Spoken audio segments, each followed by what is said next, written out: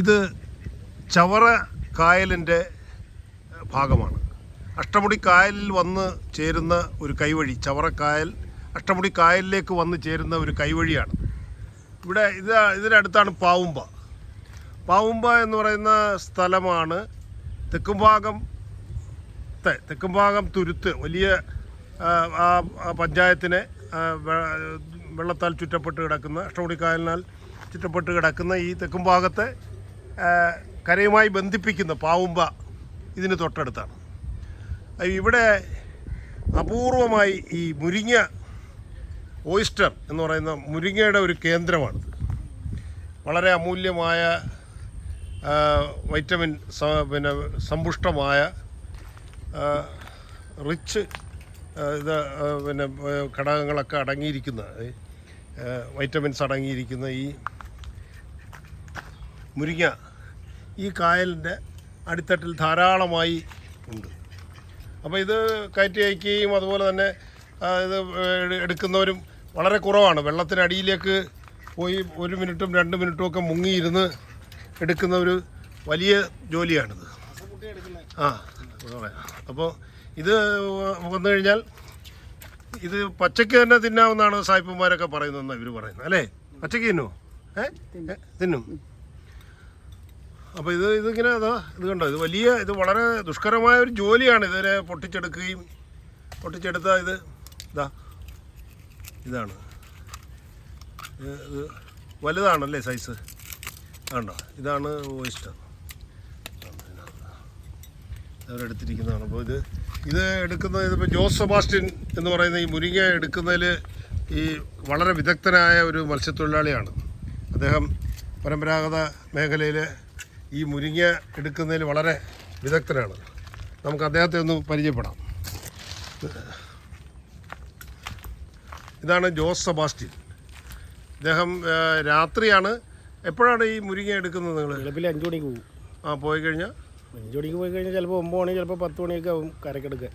പകല്? എങ്ങനെയാണ് ഇത് എടുക്കുന്നത്? നമ്മൾ ഗ്ലാസ് വെച്ച് മുങ്ങുന്നവരുണ്ട്, ഗ്ലാസ് വെക്കാതെ മുങ്ങുന്നവരുണ്ട്.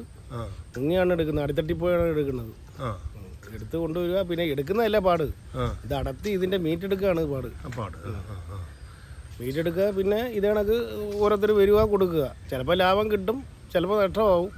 അതിനകത്തൊന്നും അഡ്ജസ്റ്റ് ചെയ്ത് അങ്ങനെ ഞങ്ങൾ പോകും. അല്ല, മത്സ്യത്തൊഴിലാളികൾ എന്നുള്ള പരമ്പരാഗത ഉൾനാടൻ മത്സ്യത്തൊഴിലാളികളുടെ ഗണത്തിൽപ്പെടുന്ന നിങ്ങൾക്ക് സംരക്ഷിതമോ അല്ലെങ്കിൽ സർക്കാരിൻ്റെ തലത്തിൽ നിന്ന് പ്രത്യേക എന്തെങ്കിലും? ഞങ്ങൾക്കും ഒന്നും കിട്ടുന്നില്ല.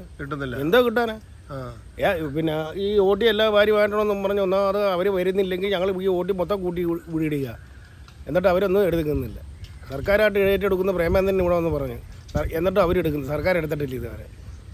അപ്പോൾ ഇത്തരം തൊഴിലാളികളെ സംരക്ഷിക്കപ്പെടേണ്ട വിഭാഗത്തിൽപ്പെട്ടവരാണ്. കാരണം ഇത് വളരെ വളരെ കഠിനമായ ഒരു ജോലിയാണ്. ഇപ്പോൾ ചവറ, ടൈറ്റാനിയം പോലുള്ള ഫാക്ടറികളിൽ നിന്ന് വരുന്ന മലിനജലം ചവറ കായലിലൂടെ വരുമ്പോൾ ഇവരുടെ ഈ മുങ്ങുന്ന സമയത്ത് നിങ്ങൾക്ക് അങ്ങനെ എന്തെങ്കിലും ബുദ്ധിമുട്ടുണ്ടായിട്ടുണ്ടോ? ഞങ്ങൾക്ക് ശ്വാസം മുട്ടലൊക്കെ ഉണ്ടാവും. ഇതിനകത്ത് ടൈറ്റാനിയത്തിൻ്റെ വെള്ളം തുറന്നു വിട്ട് കഴിഞ്ഞാൽ പിന്നെ അങ്ങനെ മുങ്ങുമ്പോൾ തന്നെ ശ്വാസം മുട്ടൽ. ഈ വെള്ളമല്ലേ വരുന്നത്, ക്ലോറിൻ അല്ലേ അടിച്ചു വിടുന്നത്. ആരോഗ്യ പ്രശ്നം ഉണ്ടാവും. പ്രശ്നം ഉണ്ടാവും. അങ്ങനെ ഇത് 365 ദിവസം മുങ്ങാൻ പറ്റത്തില്ല. 6 മാസം മുങ്ങിക്കഴിഞ്ഞാൽ ചിലപ്പോൾ 3 മാസത്തേക്ക് പിന്നെ ശ്വാസം മുട്ടലിൻ്റെ മരുന്ന് മേടിക്കണം. അത് ഈ കിട്ടുന്നതിൻ്റെ കാശ് അതിൻ്റെ പരസ്യം കൂടെ ഞങ്ങൾ അതിന് മരുന്നിന് കൊടുത്തുകൊണ്ടിരിക്കുക. അത് സർക്കാരിൽ നിന്ന് ഞങ്ങൾക്കൊരു ആനുകൂല്യമില്ല. ക്ഷേമനിധി അങ്ങനത്തെ ഉണ്ടെങ്കിൽ മാത്രം. അത് 60 വയസ്സ് കഴിഞ്ഞാൽ അതുമില്ല. അപ്പോൾ ഇത് എത്ര കിലോയോളം ഒരു ദിവസം മുങ്ങിയെടുക്കാൻ സീസൺ സമയത്ത്? ഇപ്പോൾ സീസൺ സമയത്ത് ചിലപ്പോൾ ഒരു 10 കിലോ കിട്ടും, ചിലപ്പോൾ 7 കിലോ കിട്ടും, ചിലപ്പോൾ 6 കിലോ കിട്ടും. എന്നാലും നമ്മൾ പണിയണം. കാര്യം എന്ന് പറഞ്ഞാൽ നമ്മുടെ അന്നമാർഗ്ഗമാണത്. നമുക്ക് ജീവിക്കണ്ടേ? അല്ല, ഇത് വിദേശത്തേക്ക് കയറ്റി അയക്കുന്നുണ്ടോ അതോ നമ്മുടെ മാർക്കറ്റിലേക്ക്? വിദേശത്തേക്ക് പോകുന്നുണ്ട്. പിന്നെ സായിപ്പന്മാരൊക്കെ ഒന്ന് പച്ചക്കല്ലി എടുത്ത് കഴിക്കുന്നത്. ഇത് അവരൊരു വെള്ളം പോലും ഒരു വെള്ളത്തിലൊന്ന് മുഴുകിട്ട് പിന്നെ ഒന്ന് വായിലിടുക. കാണിച്ചു തരാം ഒരു മീറ്റൊന്ന് കയ്യിലെടുക്കാം. മീറ്റൊന്ന് അതിൻ്റെ പ്രത്യേകതകൾ.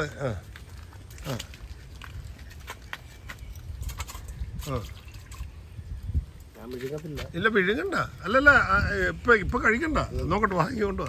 ഇപ്പം കഴിക്കണ്ട. അല്ല, കഴിക്കുമെന്ന് പറഞ്ഞ് കാണിച്ചാൽ മതി, അല്ല കഴിക്കണ്ട. ഞാനിത് ഈ മീറ്റൊന്നും കാണിക്കാൻ ആൾക്കാർക്ക്. ഇതാണ് ഓയിസ്റ്റർ. ഇത് കല്ലിൽ ഇങ്ങനെ ഇരിക്കും അല്ലേ? ഇത് ആരോഗ്യത്തിന് നല്ലതാണല്ലേ? ക്യാൻസറിന് ഉൾപ്പെടെ ഏറ്റവും ഔഷധമാണ് ഇത്. ഇത് അപ്പം സായിപ്പന്മാരൊക്കെ ഇത് കഴിക്കും. പിന്നെ ഇത് ഇത് നമ്മുടെ പ്രിപ്പറേഷൻ എങ്ങനെയാ? മതി. നമ്മുടെ പ്രിപ്പറേഷൻ എങ്ങനെയാ? ഇത് നിങ്ങൾ പ്രിപ്പയർ ചെയ്യുന്ന എങ്ങനെയാ ആഹാരം? ഇത് പാചകം ചെയ്യുന്നത് ചെയ്യുന്നതെന്ന് പറഞ്ഞാൽ നമുക്ക് മുരിങ്ങയ്ക്ക് ഇട്ട് കറി വെക്കാം, മാങ്ങായിട്ട്. അത് പല രീതിയിലാണ്. പിന്നെ റോസ്റ്റ് ചെയ്യാം. വെളുത്തുള്ളി, ഇഞ്ചി, കറിവേപ്പില, പിന്നെ പച്ചമുളക് എല്ലാം കൂടെ എണ്ണയ്ക്കകത്ത് വയറ്റിക്കൊണ്ട് ഇവനെ നല്ല രീതിയിൽ കഴുകി അതിനകത്തിട്ട് വാട്ടിക്കൊണ്ട് മസാലയും പിന്നെ കുരുമുളക് പൊടിയും ഇതെല്ലാം ഇട്ട് റോസ്റ്റ് ചെയ്തെടുക്കാം. ഇറച്ചി, അതായത് പോത്തിറച്ചി റോസ്റ്റ് ചെയ്ത് കണക്ക്, വെള്ളമില്ലാതെ. പിന്നെ അച്ചാറിടാം, ഗൾഫിൽ കൊണ്ടുപോകാൻ. മാങ്ങാച്ചാറോ അല്ലെങ്കിൽ നാരങ്ങാച്ചാറോ ഇടുന്ന അച്ചാർ ഇട്ട് കൊണ്ടുപോകാം. ഏത് രീതിയിലും ഉപയോഗിക്കാം. തോരൻ വെക്കാം, തേങ്ങ ഒഴിച്ച്. അതായത് നമ്മൾ കക്ക വെക്കുന്നതാണ്. എന്ത് രീതിയിലും ഉപയോഗിക്കാവുന്ന സാധനമാണ്. വയറ്റിനൊരു കൊള്ളയും പിടിക്കില്ല, ഒരു അസുഖം പിടിക്കത്തില്ല. അല്ല, ഇത് അടത്തുകൊണ്ട് വന്നു കഴിഞ്ഞാൽ പിന്നെ സ്ത്രീകളാണ് കൂടുതലും. സ്ത്രീകളാണ് ഇത് പിന്നെ ഇത് പൊട്ടിച്ചെടുക്കുന്നത്. ഇതൊന്ന് കൈ കൊണ്ടൊന്ന് വാരി ഒന്ന് ഇങ്ങനെ കൈ കൊണ്ടൊന്ന് വാരിയിട്ട് ഇങ്ങനെ കൈ കൊണ്ടൊന്ന് വാരി കാണിച്ചു തരാം. ഇതാണ് ഇത് എന്തൊക്കെ തരത്തിലെ പാചകം നമുക്ക് ആഹാരം ഇതെങ്ങനെയാണ് ഇത് പാചകം ചെയ്യുന്നത് അമ്മയ്ക്ക്?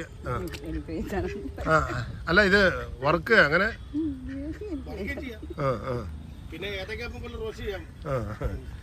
അപ്പോൾ ഇത് വിവിധ തരം പാചക കൂട്ടുകൾ ഇതിനകത്ത് ചേർന്നാൽ ഇത് വളരെ രുചികരമായൊരു വിഭവമാണ്.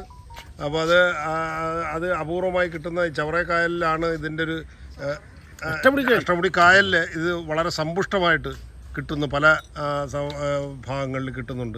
അപ്പോൾ ഇത് എടുക്കുന്നതും അത് പിന്നെ വിപണനം നടത്തുന്നതും ഒക്കെ ഇവർക്ക് ഒരുപാട് ബുദ്ധിമുട്ടുകളുണ്ട്. അതിൻ്റെതായ ഒരു വരുമാനമോ ജീവിത പ്രാരാബ്ദങ്ങളുടെ നടുവിലാണ് ഇവർ ഈ മത്സ്യത്തൊഴിലാളികൾ കഴിഞ്ഞുകൂടുന്നത്. അപ്പോൾ അതിൻ്റെ ഒരു നേർക്കാഴ്ചയാണ് നമ്മളിപ്പോൾ കണ്ടത്. ജോസ് സെബാസ്റ്റ്യൻ ഈ മേഖലയിൽ 10-25 വർഷമായിട്ട് അദ്ദേഹം വളരെ സ്കൂൾ കാലഘട്ടത്തിലെ ഒരു കായിക താരമായിരുന്നു.